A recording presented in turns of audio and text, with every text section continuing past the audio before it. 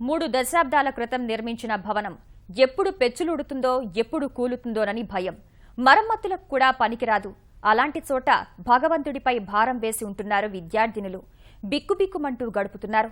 నెల్లూరు జిల్లా కోవూరులో ఉన్న ఈ భవనమే సాంఘిక సంక్షేమ బాలికల వసతి గృహం.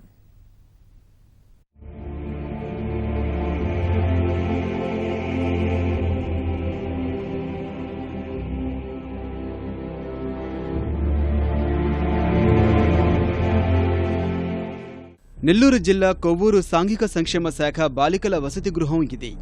1977లో ఈ భవనాన్ని నిర్మించారు. అప్పటి నుంచి ఎటువంటి మరమ్మతులు చేయలేదు. సంరక్షణా చర్యలు లేక భవనం నెర్రలిచ్చింది. స్లాబ్ ఊడిపోతోంది. ఈ వసతి గృహంలో ఉన్న 8 గదుల్లో 140 మంది విద్యార్థినులు ఉంటున్నారు. భవనం కూలేందుకు సిద్ధంగా ఉన్నా వసతులు లేకపోయినా గత్యంతరం లేక ఇక్కడే ఉంటున్నారంతా.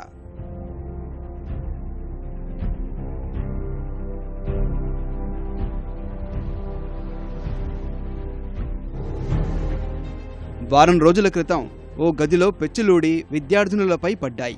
ఈ ఘటనలో ఓ విద్యార్థినికి తీవ్ర గాయమైంది. మరికొందరికి స్వల్ప గాయాలయ్యాయి. అధికారులు వారికి చికిత్స చేయించి ఇళ్లకు పంపేశారు. ఆ గదిలో ఉంటున్న మరో 30 మంది విద్యార్థులను మిగిలిన గదుల్లోకి తరలించారు. ప్రస్తుతం ఉంటున్న వారితోనే గదులు ఇరుకుగా ఉంటే కొత్తగా వచ్చిన వారితో ఇబ్బందులు మరింత ఎక్కువయ్యాయి. రూమ్లో 30-40 మంది పడుకుంటారు సార్. విరిగ్గా ఉంటుంది. మాకు సౌకర్యంగా లేదు. స్లాబ్ పడిపోయి ఒక పిల్లకి దెబ్బ తగిలింది. తల బాగా రక్తంతో నిలిచిపోయింది సార్. ఇంకా వచ్చే పిల్లలందరూ చాలా బాగా ఉంటారు. రూమ్ అన్నీ కట్టిస్తే వర్షాలు వచ్చినప్పుడు వరండాలో ప్లేస్ ఏం లేదు.